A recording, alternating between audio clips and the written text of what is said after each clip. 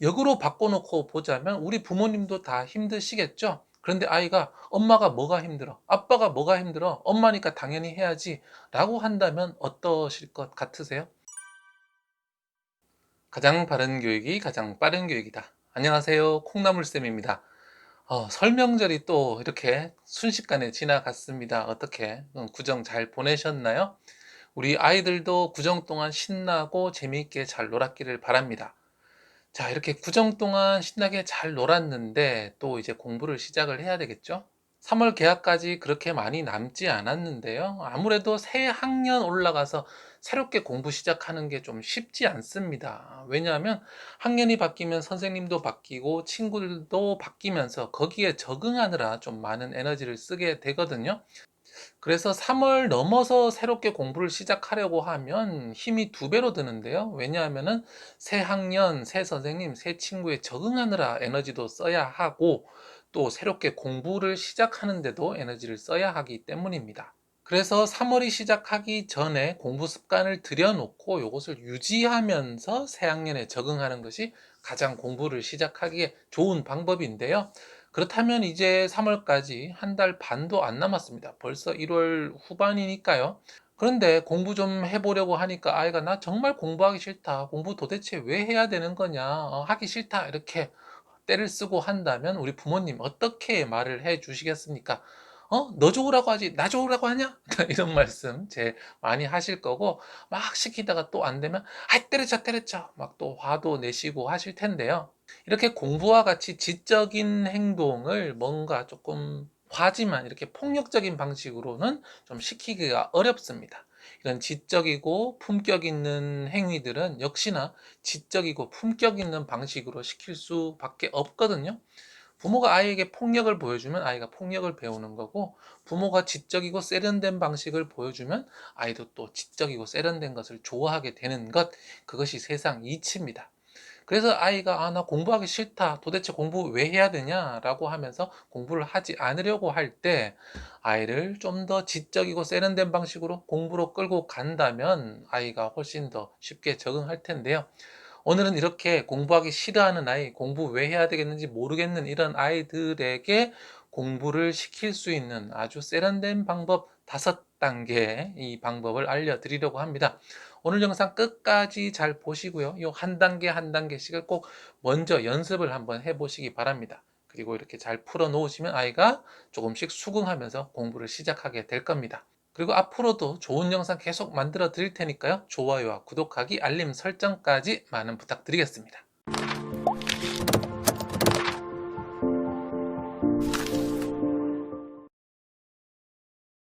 아이들이 공부하기 힘들다, 하기 싫다라고 할 때 부모님들이 가장 흔하게 하는 실수는 바로 네가 뭐가 힘들어? 라고 하는 이런 것들입니다. 아이의 힘듦을 부정하는 거죠. 이 힘들다, 아프다, 괴롭다는요, 굉장히 주관적인 겁니다. 그래서 어떤 사람에게는 이것이 전혀 힘들지 않을 수도 있지만 또 어떤 사람에게는 죽을 만큼의 고통일 수도 있습니다. 사회생활을 하면서 내 자존심도 내려놓고 또 아이를 위해서 잠도 못 자면서 이렇게 생활을 하시는 우리 부모님이 보시기에 아이가 하는 공부는 정말 뭐 별거 아니다 이렇게 보실 수도 있어요. 이것이 객관적으로 힘이 드는 수치를 뭐 측정을 한다면 그 말씀이 맞을 텐데, 문제는 이것은 객관적인 영역이 아니라 주관적인 영역이라는 겁니다. 아이가 힘들면 힘든 게 맞다라는 거예요. 그렇기 때문에 힘듦을 인정해 주면서 학생이니까 힘들면 안 된다, 해야 된다 이런 말씀 하시면 안 되는 겁니다. 역으로 바꿔놓고 보자면 우리 부모님도 다 힘드시겠죠? 그런데 아이가 엄마가 뭐가 힘들어? 아빠가 뭐가 힘들어? 엄마니까 당연히 해야지 라고 한다면 어떠실 것 같으세요?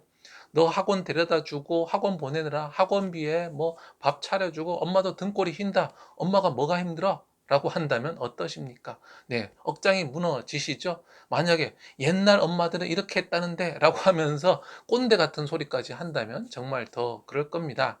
우리가 과거와 비교하면 지금이 문명 편해진 것은 사실이잖아요. 그런데 과거는 과거고 지금은 지금이고 나는 힘든 것이 사실이잖아요. 아이들도 마찬가지예요. 부모 입장에서 봤을 때 옛날에 내가 했는 것에 비하면 아무것도 아닐 수 있습니다. 그래서 부모님들이 실수로 네가 뭐가 힘드냐, 나 때는 이런 말들을 잘 하게 되면서 아이의 힘듦을 인정해 주지 않는데, 그러면 그럴수록 아이의 마음의 문은 닫히고 공부는 더 싫어하게 되거든요. 그래서 처음부터 이렇게 혼을 내면서 네가 뭐가 힘드냐, 나 때는 이렇게 했다, 너는 별거 아니다 라고 하면서 아이의 감정을 무시하면 무시할수록요, 공부랑은 멀어집니다. 가장 첫 단계로 하셔야 되는 건 바로 힘듦을 인정해 주면서 공감을 해 주는 겁니다. 왜냐하면 아이가 공부를 하는 것 자체가 힘들다고 했잖아요. 힘이 든다 하면 힘을 낼 수 있게 해줘야 하는 거예요. 그런데 공감은 힘을 내게 해주지만 이것을 무시하고 지시하는 것은 힘을 오히려 빼는 그런 활동입니다. 그렇기 때문에 부모님께서 아이가 힘들다고 했을 때 그것을 부정하고 가르치려고만 하시고 문제를 덮어두려고 하신다면 아이의 마음속에서 다른 에너지까지 뺏어가는 거기 때문에 공부가 더 힘들 수밖에 없어요. 힘들다는 말이 무조건 안 하겠다는 말이 아니거든요. 그래서 그냥 알아주시면 됩니다. 자, 그러면 그 다음으로는 무엇을 해야 될까요? 힘듦을 인정해 주면 아이가 힘들다고 하면서 뻗어버리고 누워버리고 그러면 아 그래 힘드니까 하지 마 라고 하면 될까요? 아닙니다. 세상 사람들에게는 모두 자기가 해야 할 역할이 있고 일들이 있습니다. 우리가 힘듦을 인정해 준다는 것이 하지 않아도 된다는 당위성을 제공하는 것은 아니에요. 그냥 마음만 받아들여 주는 거고, 그 두 번째 단계로는 사실을 한번 확인해 봐야 됩니다. 여기서 사실을 확인해 본다라는 것은 아이가 현재 지금까지 공부로 인해서 힘든 감정을 느꼈다는 사실 자체는 인정해 주는 거예요. 그런데 그 다음으로 정말 그것이 얼마나 객관적으로 힘이 드는 것인가를 확인해 본다라는 거예요. 예를 들어서 이런 것이죠. 주말에 아이가 공부를 조금 하고는 힘들다고 해요. 저희 아이들도 예전에 많이 그랬는데 하루 종일 놀다가 공부 시작하고 10분도 안 돼서 힘들어 그러면서 소파에 들어 눕거든요. 그러면 앞에서 얘기했던 일단 힘듦을 인정해 주는 거예요. 그래 그래 힘들지 힘들지 라고 이렇게 해주면서 엉덩이도 두드려 주고요. 긍정적인 상호관계를 가진 다음에 야 그런데 한번 생각해 보자. 너 몇 시에 일어났니? 그래서 지금까지 뭐 했니? 만들기 하고 동생하고 놀이하고 색칠하고 계속 놀았네. 그리고 이제 10분 하고 힘들다고, 야, 그건 아닌 것 같은데? 라고 하면서 이렇게 웃으면서 이야기를 해 줬습니다.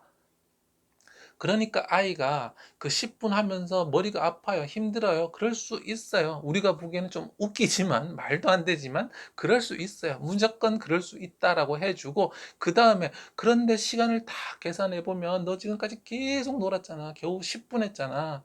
이건 진짜 힘듦이 아니야. 그것은 바로 네가 하기 싫은 마음이 크기 때문에, 그 안에서 그 힘듦이 나오는 거야. 그렇기 때문에 이것은 진짜 힘듦이 아니라 가짜 힘듦이다. 네가 마음을 조금 새롭게 먹어야 한다. 이렇게 이야기를 해줄 수 있습니다. 그런데 똑같은 말이라도 어떤 식으로 표현하느냐가 정말로 중요합니다. 이것이 정말 천지 차이의 결과를 만들어내는데요. 앞에서 이런 말들을 모두 다 긍정적인 화법과 긍정적인 표정과 또 가벼운 스킨십을 통해서 우호 관계라는 것을 표현하면서 해주셔야 합니다. 그러니까 부정적인 방식으로 야, 너 봐봐. 지금 아침에 몇 시에 일어났어? 지금까지 놀았잖아. 10분밖에 안 하고 뭐가 힘들어? 라고 가시는 것과 아들 시계 한번 봐봐. 지금 아침에 일어나서 지금까지 5시간 넘게 너 하고 싶은 거 다 했잖아. 이제 겨우 30분 공부하기로 했는데 10분 하고 힘들다는 거야? 이렇게 웃어주시면서 궁뎅이 한번 두드려 주시고 엄마가 또 맛있는 거 해줄게. 오늘 또 한번 해보자. 이렇게 긍정적인 지도를 해주시는 거예요. 왜냐하면 아이와 이 문제에 대해서 이렇게 마주보면서 적대 관계가 되는 이런 양상을 피하셔야 돼요. 마주보고 아이에게 쏘아 붙이면 아이는 자기 마음을 보호하기 위해서 그리고 자기의 입지를 지키기 위해서 또 부모님에게 억눌렸을 때 자기에게 돌아올 그런 피해들이 두려워서 어떻게든 이기려고 하거든요. 아이들이 그래서 어떻게든 이기려고 하면 말도 안 되는 궤변을 넣어 놓거나 아니면은 현장을 피하거나 또 같이 싸우면서 문제를 일으켜요. 그럼 부모님 입장에서는 황당하죠.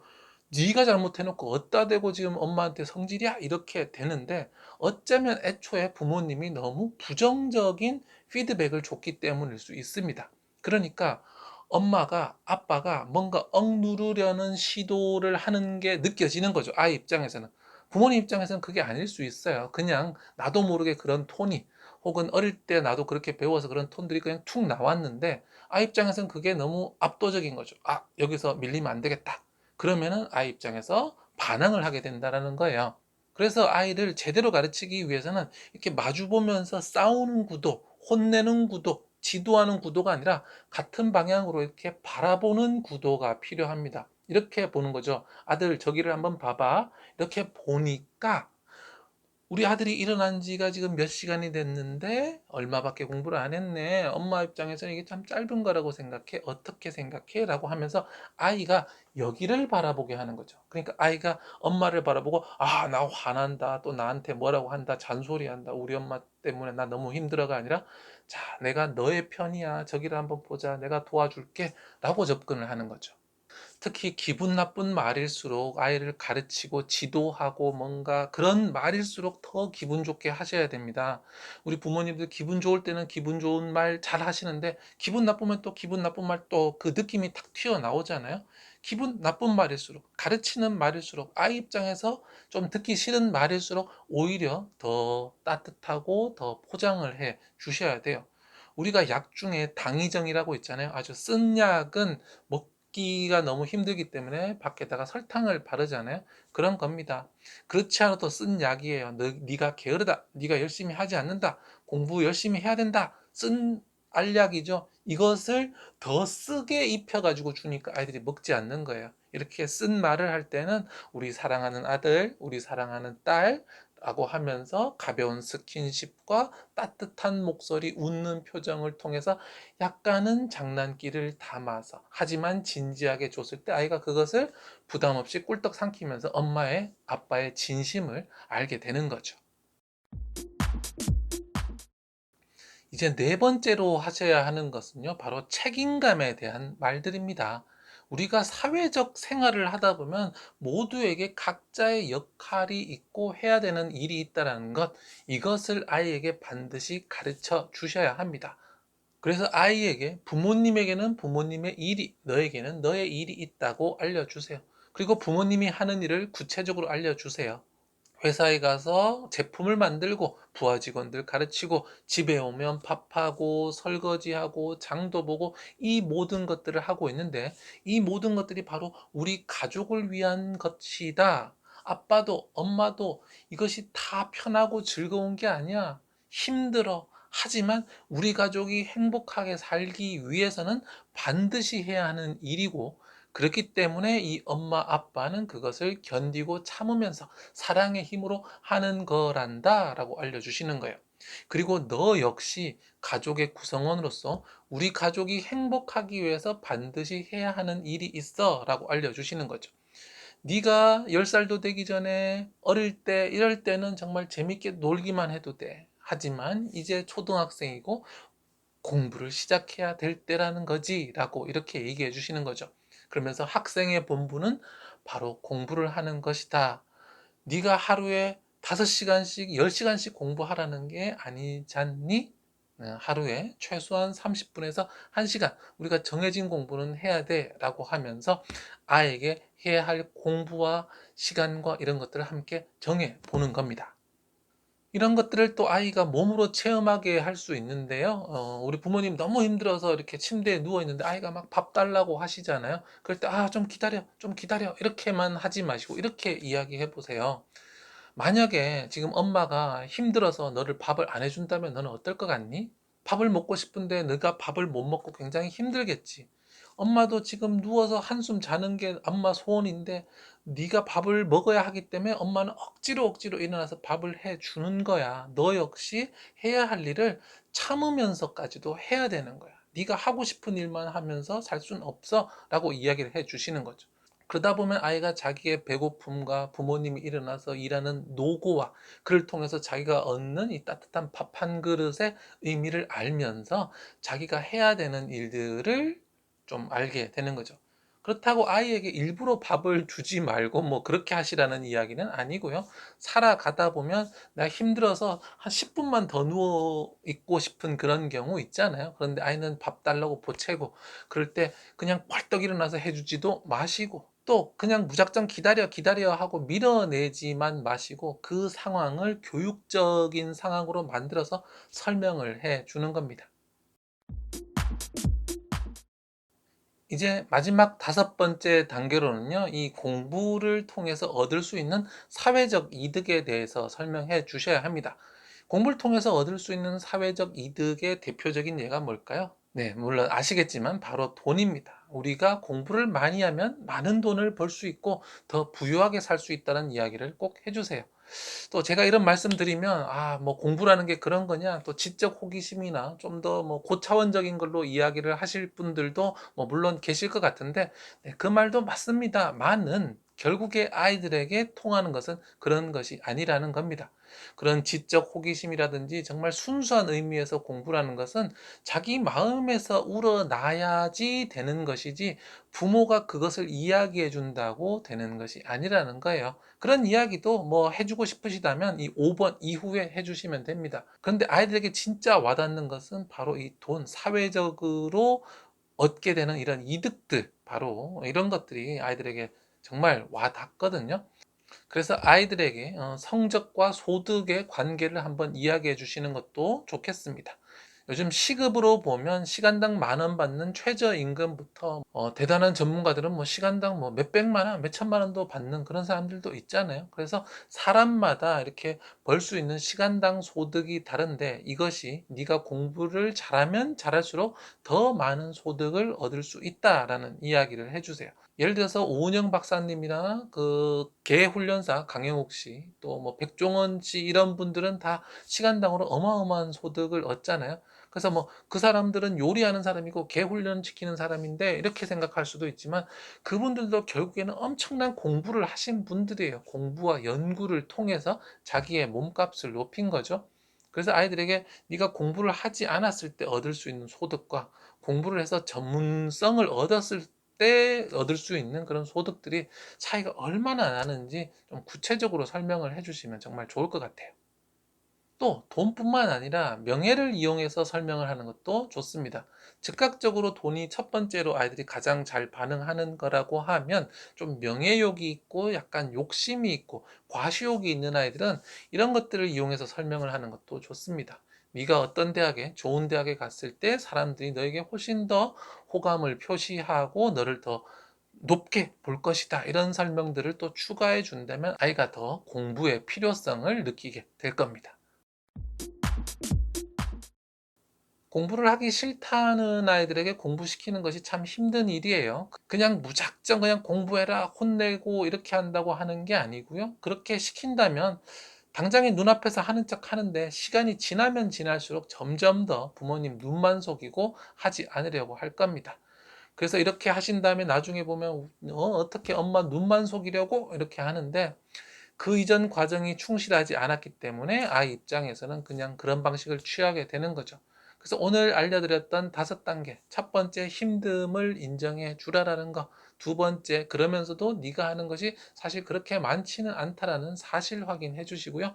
세 번째로는 그 과정을 모두 굉장히 긍정적으로 웃으면서 이야기하는 것이 중요하다는 말씀드렸습니다. 그리고 네 번째로는 아이에게 이 사회적 책임감, 우리 가족 안에서 각자의 역할과 할 일들이 있다라는 이야기 해주시고요. 마지막으로는 결국에 이것이 사회적 이득까지 연결돼서 더 많은 돈을 벌고 또 높은 명예를 얻을 수 있는 기회가 주어진다라고 설명하시면 좋겠습니다.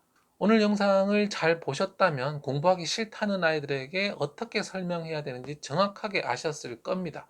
그런데 이게 말처럼 쉽게 튀어나오지 않거든요. 그렇기 때문에 이것을 몸에 배서 입속에서 자연스럽게 나오는 것이 중요합니다. 오늘 영상 한번 더 보시면서 이 상황, 이 상황에서 내가 어떻게 이야기해야 할지를 구체적으로 연습을 해 보시기 바랍니다. 혹은 노트를 펼치셔가지고 그 상황에서 내가 할 말들을 한번 써보셔도 좋아요. 왜냐하면 아이가 공부하기 싫다, 막 5분 하고 튀어나와서 뭐라고 하면 순간 욱 하거든요. 그렇기 때문에 그 욱 하는 것은 자동적으로 튀어나오기 때문에 연습을 하지 않으시면 안 돼요. 그래서 꼭 영상 다시 한번 보시고 쓰시면서 연습하시기 바랍니다. 오늘 영상만 잘 보시고 실천하셔도 아이와의 공부 문제 상당 부분이 사라질 겁니다. 도전 영상 계속 올리겠습니다. 좋아요와 구독하기, 알림 설정까지 부탁드리고요. 우리 아이 공부를 위해서 열심히 노력하는 우리 부모님들 제가 오늘도 응원하겠습니다. 화이팅!